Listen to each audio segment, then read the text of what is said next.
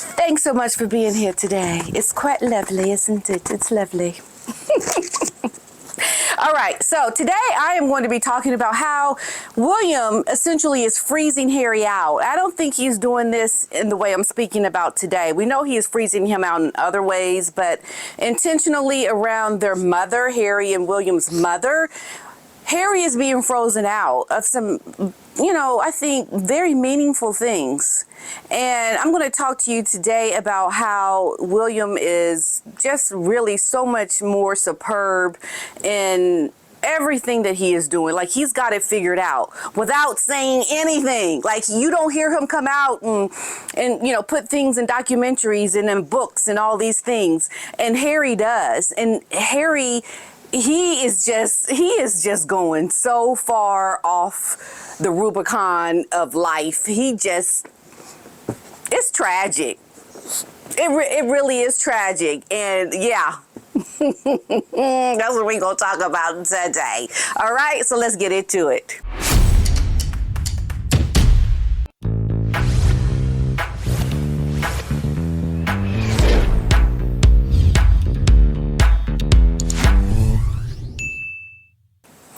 All right, but before I go into my story for today, I definitely want to talk about something that I think is very nice to see. So Carol and Michael Middleton, the parents of Catherine, have made their first public appearance since the royal Catherine announced her cancer diagnosis. The couple, they were all smiles while attending the 2-day royal ascot.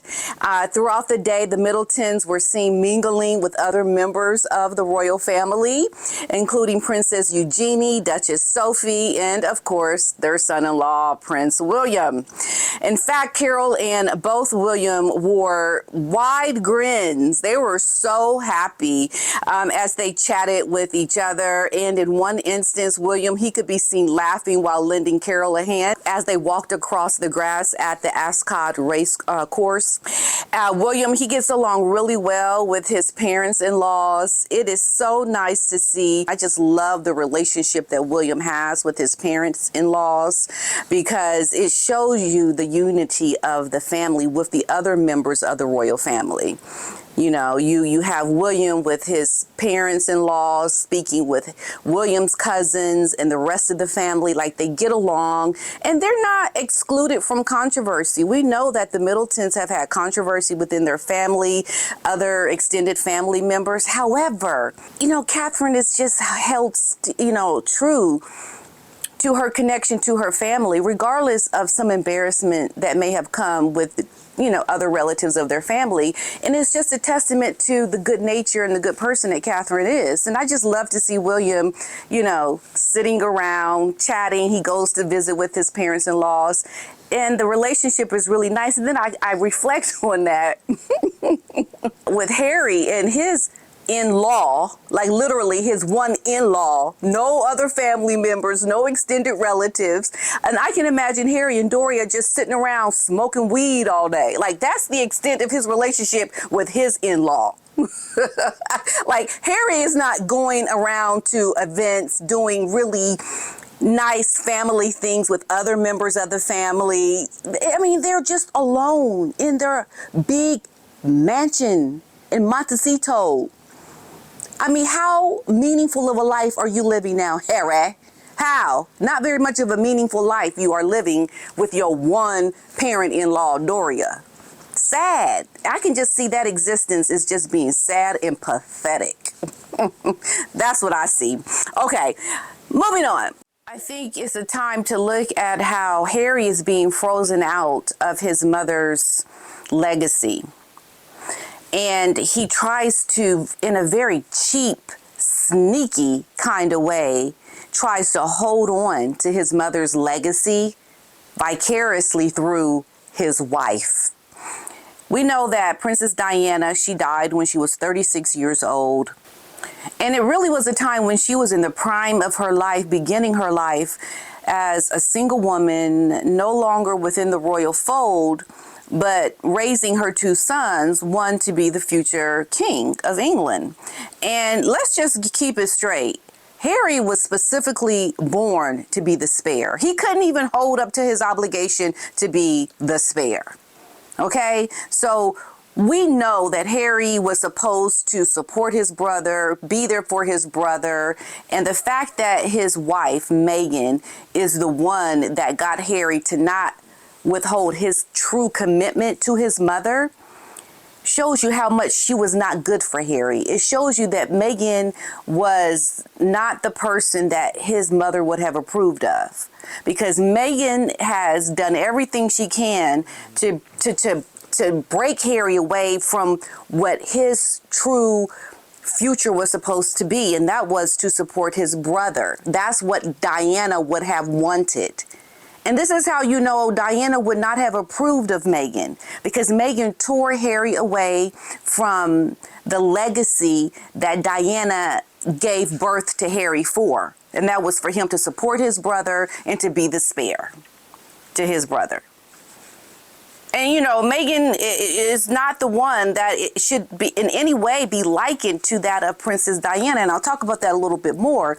But first, we know that William is alone in that his brother has just gone, lost his ever-loving mind, living in Montecito, pretending as a prince in fairy tale land, and his mother is gone. Like, he doesn't really have that bond with anybody that can relate to him as closely as his mother could have and his brother. Now, he does have his father, the king, but, you know, they're both married now. So now they have their respective wives, and things have just shifted a little bit.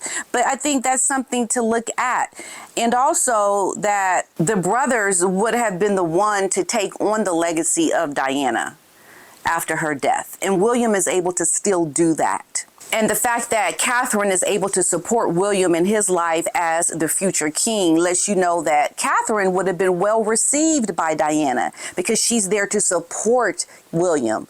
And Harry is not. And Meghan is the reason why Harry is no longer supporting his brother within the monarchy. And this is what is very interesting to me, is when Meghan first came into the monarchy, Harry, he compared his mother and Meghan in very similar ways. But when you think about what he said in this clip right here, how can I ever find someone who is willing and capable to be able to withstand all the baggage that comes with being with me? How is that a comparison to show that you were able to commit to your husband when you just dropped at the drop of a hat and left and not even committed yourself to supporting your husband? And I don't care about the hardships you've gone through. Let me just tell you something. Life is hard. Life is difficult. And you hold firm to the commitment that you want to be a part of.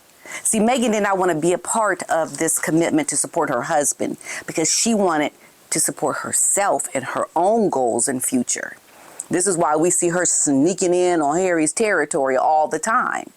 Because it was never about supporting the crown, the queen, and supporting the king now, and supporting Harry. It was always about supporting Meghan. And Harry hasn't woken up to this yet, but he will. One day he will wake up to what he has married, the monster in his bed. However, we do know that even Charles Spencer tried to warn Harry of Meghan, because William tried to warn Harry as well. And we know this is when they fell out. In Tom Bower's book, Revenge, he talked about this. After Charles Spencer learned of Harry and Meghan's engagement, and we know, okay, he's been married 3 times. If he knows a little bit of something, he can tell you from his own experiences a little something. And if Harry were smart, he would have listened. But what Charles Spencer tried to say to him was that Meghan is not the one for you, man. And even Harry fell out with his uncle, Charles Spencer, because he didn't want to hear that. He did not want to hear that. He wanted to hear how Meghan was all great and lovely. But Charles Spencer, he knew a thing or two about marriage. He's been divorced 3 times. Well, at the time, I don't think he was. I think twice divorced. But still, you should have heeded your brother, your uncle's advice. So what he went on to say, he cautioned his nephew to reconsider his haste towards marriage. His uncle's advice was to Harry to slow down with Meghan, and it provoked a very bitter reaction from Harry. He didn't want to hear that. Now, the author also claimed that Harry was disappointed that the Spencer family did not see the similarities between Meghan and his late mother, and thought that the former actress would be a good fit for the royal family. Well, see, if Harry knew anything, he would see she wasn't a good fit for the royal family. So you've already been shown the light that this is not the woman for you, because she couldn't even make it within the royal family. This right here is the big warning to Harry, because you had to leave your family for this woman. So she wasn't good. So you were already wrong with thinking that she would have been a good fit for the royal family. You see how he's already been shown that Meghan is not good for him. But what Harry tends to do is he wants people to see these similarities, that my wife, she is so much like Diana. She is so much like Diana. Yes, she is. She's just like my mama. No, she ain't. You know why? Because, Harry, you lost your mother at a very young age. You hardly knew your mother. You even talked about it in the documentary. You contradict yourself, as a matter of fact, in the documentary about not remembering some certain things about your mother, because you've actually been alive a lot longer now without your mother than you were alive with your mother. So you don't really have that strong connection anymore like you think you do. But I think in order to try to make up for the choice that he made in marrying Meghan, he wants to always say this. He says it in the book Spare. This is what he also said. Yes, me too, Willie. I think she's been in my life, Harold, guiding me, setting things up for me. I think she's helped me start a family, and I feel as though she's helping you now too. I nodded. Totally agree. I feel as though she helped me find Meg when he took a step back. I mean, can you believe this? He thinks his mother led him to Meghan. It is such a sad day when Harry thinks that his mother led him to Meghan. It was Satan, the devil, that led you to Meghan. Harry, it wasn't Diana, it was Satan. That's what I think. But, you know, he's deceiving himself. You know, Harry assumed that Diana's family and friends would see similarity between Diana and his fiancée. Harry was very much disappointed because nobody saw any similarities. I mean, that just right there tells you everything you need to know about Harry's future. He is delusional. Now, despite the family's alleged misgivings, we know Harry's aunts and his uncle, they did attend his wedding. They did support him. I mean, who wouldn't support him in his marriage? I'm sure they want the best for Harry. But life tells us, Harry, you made a big mistake. A very big mistake. So Harry, he wants to compare his mother to Diana, and William knows better. William knows, dude, in my American kind of a way, dude, you delusional. You delusional if you think our mother has any similarities with that skankaliciousness. She doesn't. There's just no way. But Harry's delusion. And unfortunately for him, his future is going to show how poorly he chose in finding a wife. Both of them, in their own way, want to continue down and work to finish the legacy of their mother. This is being reported that they both have the passion to want to fulfill their mother's legacy. But really, the only one able to fulfill the legacy of Diana is going to be William, because William is in the UK, still a part of the royal family, which Diana was very much a royalist. Even though she was no longer a part of the royal family, she wanted that for her son. And she did not want her sons to be fighting and to not support each other. And the fact that Meghan has torn these brothers apart shows you that Meghan does not have the interest of Diana at heart, nor any similarities, because that's not what Diana would have wanted. All Harry has done is caused a lot of strife within the brothers' future legacy, something that goes completely against that of what Diana would have wanted. And it really comes down to William being the one to fulfill his mother's legacy, because Harry is not going to do it. He can't do it from Montecito.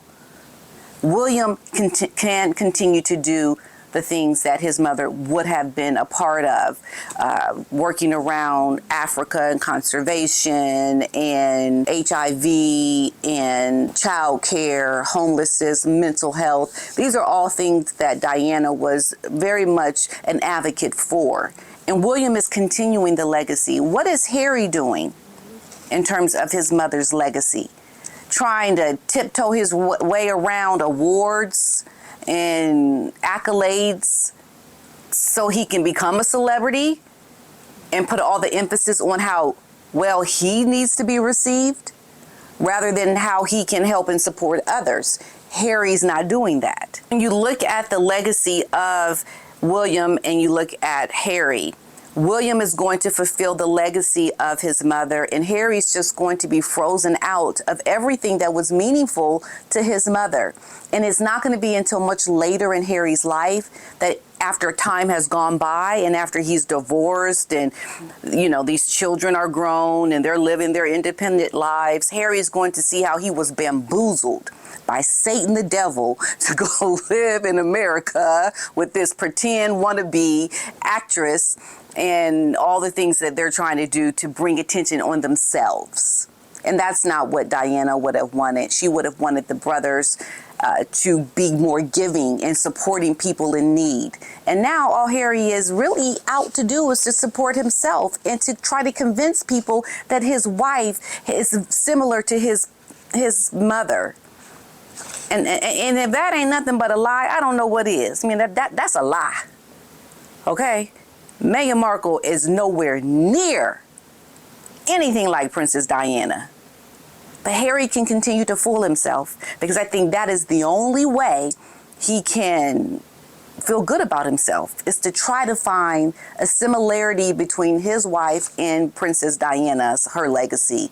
And he's only lying to himself. The more he does it, the more betrayed he sounds in his own thoughts. His thoughts, his mind has betrayed him. He's not thinking rationally. And it's not for me or others to make fun of that, to mock it, but it is for us to just look at it and say, dang, that is just messed up. You really think your wife had something special like Diana? Whoa, whoa, whoa. Harry, you have truly fooled yourself.